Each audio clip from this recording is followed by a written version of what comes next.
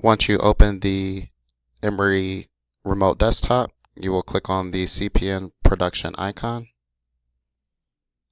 Once CPN opens up, you click the Security tab and hit Log On. You use your credentials to log on.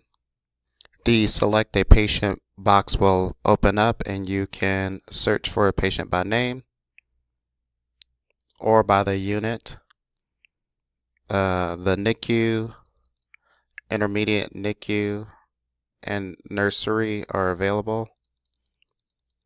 Also,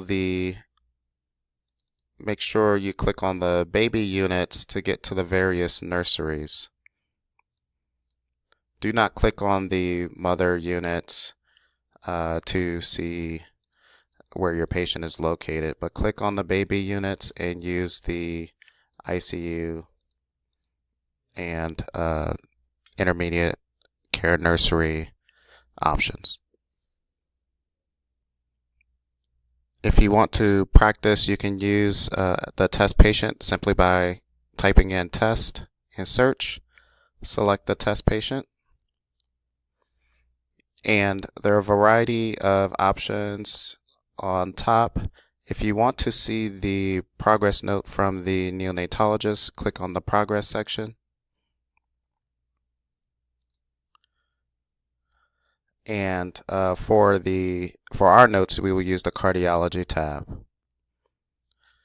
Now there are different sections of the cardiology tab: history, physical exam, EKG, echo, and recommendations.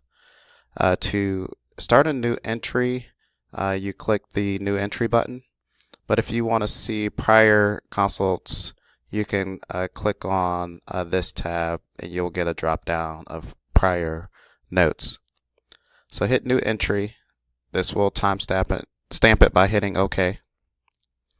And you always want to start with putting the consulting provider, and the list of names are here. The reason for a consult, and here you will fill out your history and then notate any associated signs and symptoms. Now there's a button, normal values, that will pull in the defaults negative for all of the options, including the review of systems. But one thing to remember is that the cardiac will not default, and you will always have to select something here. If there was a heart murmur, you would just simply click. And then for family and social history, you have options here. That is the history portion. Next, moving on to the physical exam, the program will pull in the vital signs, and this is a past entry. Anything that's in gray in CPN has already been completed or signed. So we want a new entry for the physical exam, another time and date stamp, and now the options are available. There's also a shortcut button for the physical exam that will fill in all the normal values. However, the cardiovascular section, you will have to select an option here. Scrolling down for the rest of the organ systems, there are free text boxes for each system that you can add additional findings. Next, the EKG and lab section. You will need another time and date stamp. And if you review the rhythm strip at bedside, you can fill that out here. EKG findings and chest x-ray findings. Down below, if there are relevant labs, you can simply comment on what labs were reviewed. You do not necessarily need the actual values, but you can simply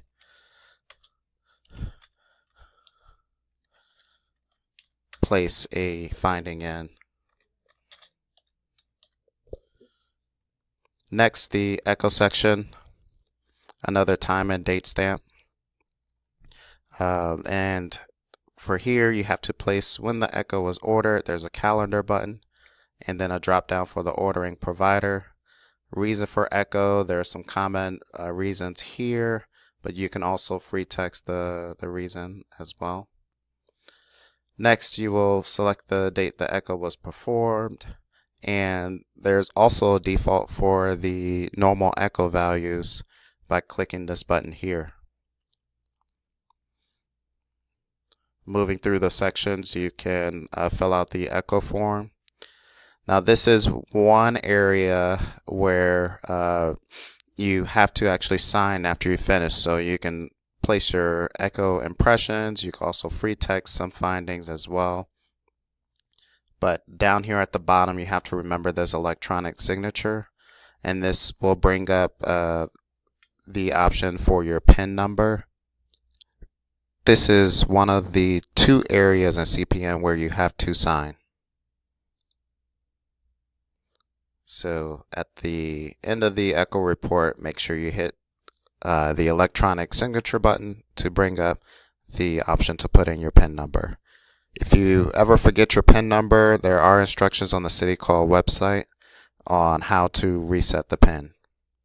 The next section is the recommendations, where you can select what was found on the consult from some quick options here. You can also free text as well. There are some discussion phrases that can pre-populate into the note for various common findings. If there's a PFO found, there's also a PFO discussion here. If you use critical care time, there's statements available that you can just simply click to bring those in, and then your critical care time in minutes. And then you have a section where you can free text some recommendations.